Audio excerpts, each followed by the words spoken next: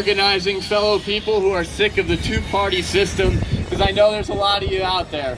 We need to unite. We need to get together on issues that we are united on, end the division, and just move forward instead of backwards. Jesse, you got a website?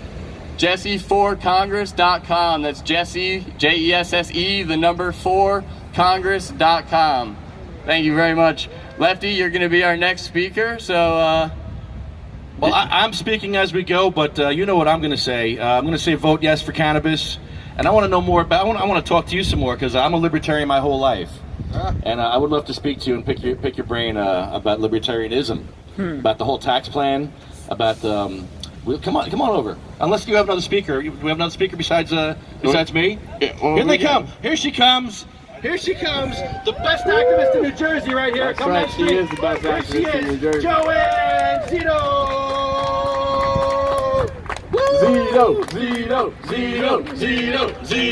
Zito! Woo! Yes. She brings the education to everybody. She lets us know what's on every single bill. She spends her whole life voluntarily researching all these bills. Woo. This is Joanne Zito. She is amazing. Right now, I'd like to do a moment of silence for the activist Marley Sheen. I don't know Marley personally, but I would like to stand here for about 60 seconds or so and just be silent for a very good activist. Thank you. Yes, Marley Sheen. Moment of silence, everybody. If you want to put some smoke in the air for Marley, go for it. I know I will.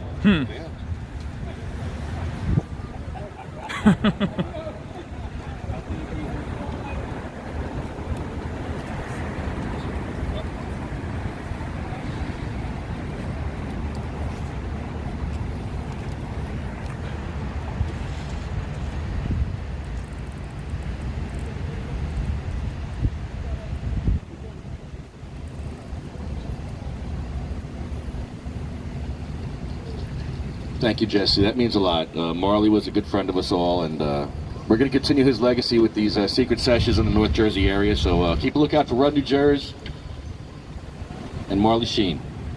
Thank you. So I think there we go.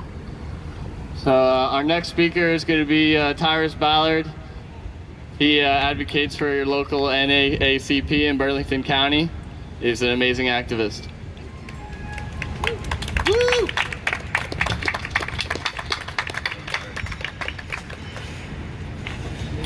Good afternoon, everyone. My name is Tyrus Ballard, and I'm the Political Action Chair of the Southern Burlington County chapter of NAACP.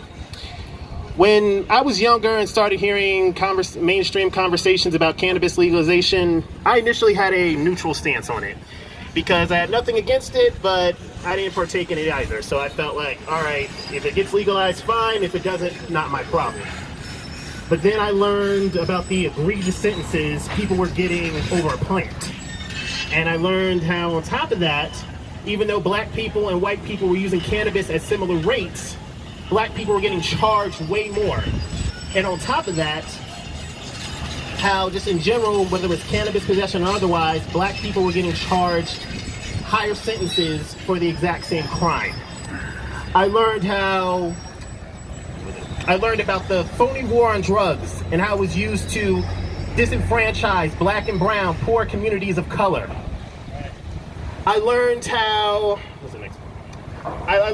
as it even began to get legalized, the people profiting from it did not look like me, even though we suffered the most from it. And it was things like this that made me realize, you know what? I can no longer stay neutral on this issue, okay? Because when it comes to the well-being and treatment of others, there is no such thing as neutrality. The legalization and decriminalization of cannabis is not just a matter of society's change viewpoints on it. It is a social justice issue and must be treated with a multi-layered, complex approach to it.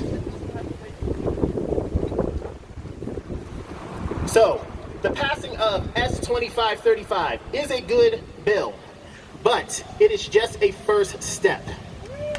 In addition to that, we must also make sure that any prisoner locked up for cannabis possession is freed, and anyone with a felony on their record for it must be expunged. We must make sure that there is restorative justice in communities that have been disproportionately affected by the phony war on drugs. I remember black political commentator Van Jones said that he spent his 20s in a drug-filled den full of crime and equity called Yale University. He said he saw more drug use done off of more surfaces by more people, more than he ever saw in any black community. But the cops never kicked down the doors. They never arrested anybody. These people still had a chance to vote. So we must make sure that the funds from legalizing it and decriminalizing it go back into these communities and rebuild them. And finally, we must make sure that profits are accessible to everyone. It could cost up to more than $100,000 to start a dispensary. And over the course of a year, it could cost up to $1 million in other charges. The average weed dealer is just a regular everyday person trying to make it. So we have to make sure it's accessible. So in a nutshell, S2535 is a good first step. But throughout history, there have been bills passed that were intended to be good, but they left out a whole lot of things. Exactly. When women got the right to vote, it did not include black, brown, and other women of color. So it just really gave white women the right to vote. When the LGBTQ plus community were finally allowed to gather in public, it still took decades before they were allowed to marry and were considered a protected group. And although the Civil Rights Amendments were passed in the 1960s, unless you've been living under a rock, you can see there's still lots of ways to go when it comes to racism. So I urge you, do not stop here, because I do not want to see this be another thing where we pass one step, but there's still a whole lot of trouble along the way. Thank you. Yeah. Woo.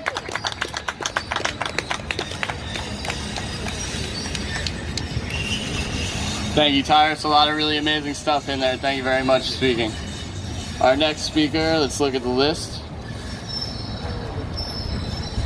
Our next speaker, I heard him first in Newark, and he's amazing at what I heard, it was just next level stuff. He says everything great. Leo Bridgewater, you're going to be our next speaker, please. Yeah. Woo! Thank you so much. Oh hell. They done let me get on the microphone.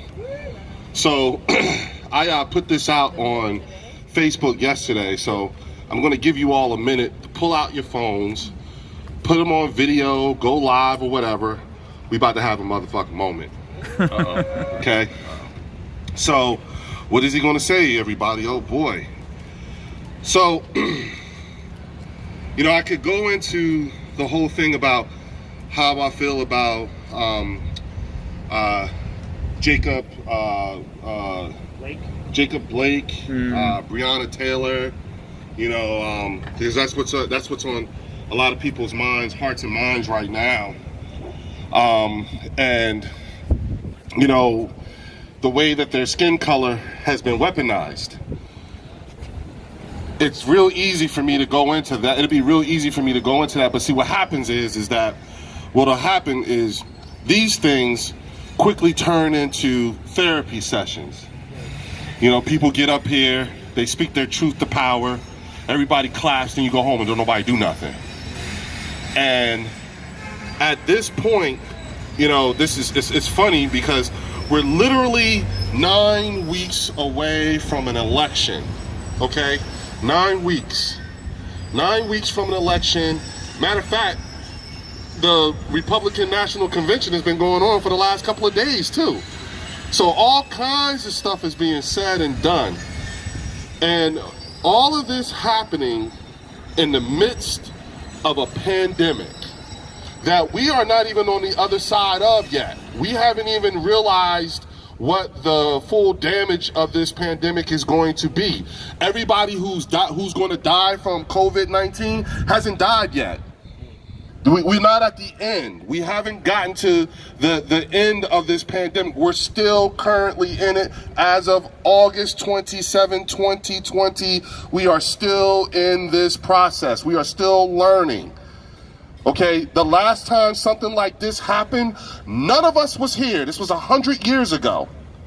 So we don't even know what the new normal is. See, what we were accustomed to was the new normal after the Spanish flu. So we don't know, so we still have to get to what the new normal will be after COVID-19. We ain't got there yet. But you know where we are right now?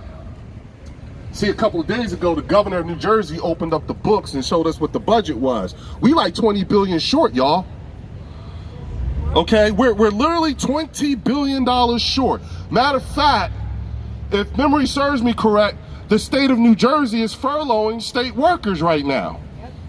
So that means that as a state, we are in a perpetual state of gotta rob Peter to pay Paul type of shit going on right now. Because we need money. We've lost over what, 14, 15, 20,000 New Jerseyans to this thing. And it's just getting worse and worse, okay? So now, where we are right now is, in order for us to be the best that we can be, to be the kind of New Jersey that I know we could be, it's gonna require all hands on deck. The thing is the system is set up so that all hands can't even be on deck. And the reason being is because we have not realized our true power. Your true power is in voting, people. Now, I know for a fact that every single person who is within range of my voice knows somebody who needs to hear the things that I'm saying. And what I'm telling everybody to do now, because now see what y'all need, instead of this being a therapy session, y'all need instructions. Y'all need to be told what to do. Okay, so here's instruction number 1. Take your asses home and go get somebody and get them registered to vote. And then make sure they bring their asses out 9 weeks from now and vote. And then the thing is not only do we need to vote, but we need to vote big.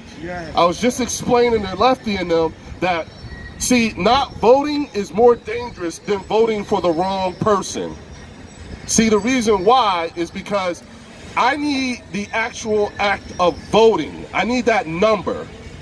See, if we vote for 2535, and we vote to legalize adult use cannabis, and you do it in big numbers, that is the only real currency that politicians respect above money. Is votes. That's what they respect. That's what they understand. That's the currency that they accept. And when you have 30,000 people voting for something, see, don't nothing go down without them coming to talk to you. You'll start to realize the caliber of politician who is interviewing for your vote begins to raise a little bit.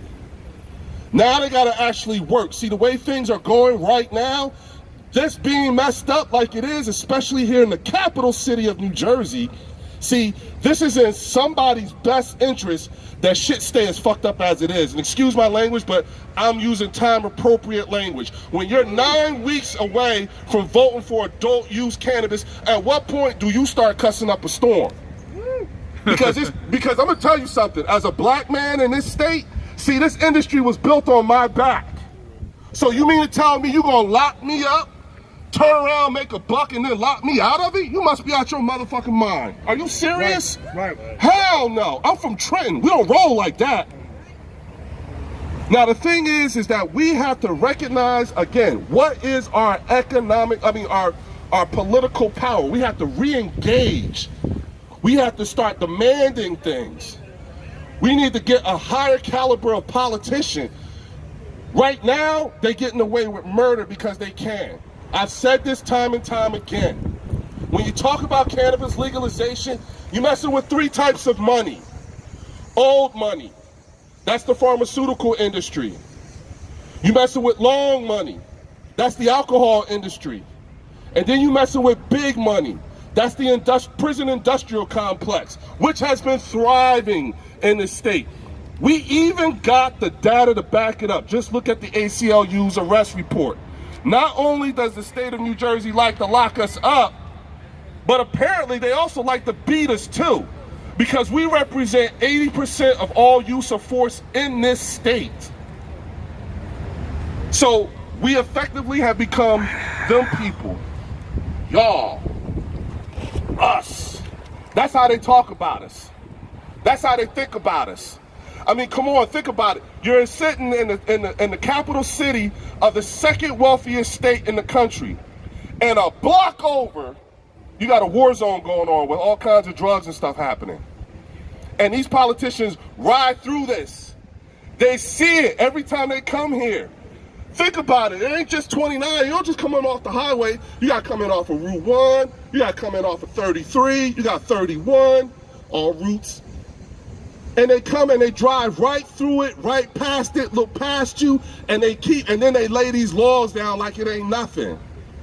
So at this point, you need to understand what you are actually voting for. So let me break it down to you in terms of numbers. Should New Jersey fall for adult use, we go straight to number 2 behind California in terms of revenue, as long as it's done right. We have a population of 9 million people, and we get 100 million visitors a year. We're sandwiched between Philadelphia and the #1 cannabis consuming city in the world, which is New York City. Karachi, Pakistan is number 2. New Delhi, India is number 3. Los Angeles is number 4. And Chicago's number 8. New York and Chicago made number 1 and number 8 with this thing being illegal. And just so we're clear, when it comes to that word, see, there's a word you're going to hear a lot of. Decriminalization. There is not one example in these United States where decriminalization has ever worked for black people. New York City decriminalized cannabis in 1977. Yeah, I said it right, 1977. Weed has been decriminalized in the Big Apple since the 70s. Yet, they lead the nation in cannabis arrests. So what's that telling you? This has been a very mighty tool. They're not going to give this up very easily. And until we can show how you can replace the money that's going to be taken from the prison industrial complex, okay, and replace it with what cannabis or hemp is going to do, they're not coming off that titty very easily. And so understand, black and brown people literally make up less than 1% of ownership within the cannabis industry. Yet you're building this on our backs. And the making of money in the cannabis industry has been vilified, so much so by black leadership in this state that we actually never had a comprehensive conversation about the making of money. Yet we're voting for this 9 weeks from now. A lot of y'all just found out what is at stake in terms of revenue. Now, based on what is happening where we are right now, in terms of when it comes to black and brown people, I can tell you right now, whatever they come up with, it ain't going to be enough. Right. Because you have 2 types of people in this damn state house. Jetsons and Flintstones. And you're asking a bunch of Flintstones to write the rules to a Jetsons game. That's what's happening. They still say gateway drug in there. That's how they still talk. Look, we ain't used that term in years. That was debunked years ago, but they had no idea. And the worst part about it is, it's embarrassing because they don't know to be embarrassed. And they keep saying it. I'll give you a perfect example. Look at the ballot question. Look at the ballot question. Look at how it was written up. Should the state of New Jersey tax and regulate a form of marijuana called cannabis? Seriously? A form of marijuana called cannabis? And that question made it all the way out to the public. No one caught it. No one caught it. That tells you the caliber, the type of people that you have, that you're asking to make rules for. I'm in 100% agreement when it comes to home grow. I really am. Problem? I think it might be a little too advanced for this particular group fresh out, because they still say home grow. Now you're asking them to go from 5 pounds. Remember that? 5 pounds. They thought expungement up to 5 pounds was letting out El Chapo. 5 pounds, oh my God. But they'll allow someone who don't look like me to come into my neighborhood and move big weight and sell it. But I can't get in. So we have a whole lot of work to do. Now here's the thing about us as a people, us as New Jerseyans. I know success one way, and the only way that we are all going to be successful and bring this state back is together. That's right. That's the only way this is going to work, together. I don't care who you vote for. I just care about the fact that I just need y'all to vote. Them numbers, we need them numbers, y'all. That's all. Thank you very much, everybody. You can find me on Facebook, Instagram. Oh, follow Black Cannabis. Shout out to Sean Wilson, the Vets in the Hood, all the way straight out from Philadelphia. What's happening here in this state has such an effect, a ripple effect, that you got people from Philadelphia who came here to make sure that you understood what our decisions and how it affects him. Because he's going to take what he hears today and what he sees today, he's going to take that back to Philly and talk about what the hell happened here in Trenton. That's right. And what we doing. The state of Pennsylvania is considering full-blown legalization of cannabis right now. So these are things that y'all need to start getting yourselves educated on, and you need to start bringing your people, your friends and family into the fold so that they can understand exactly what the hell is at stake right now. Because there's a whole rack of shit happening, y'all. Thank you. Yeah, Leo Bridgewater.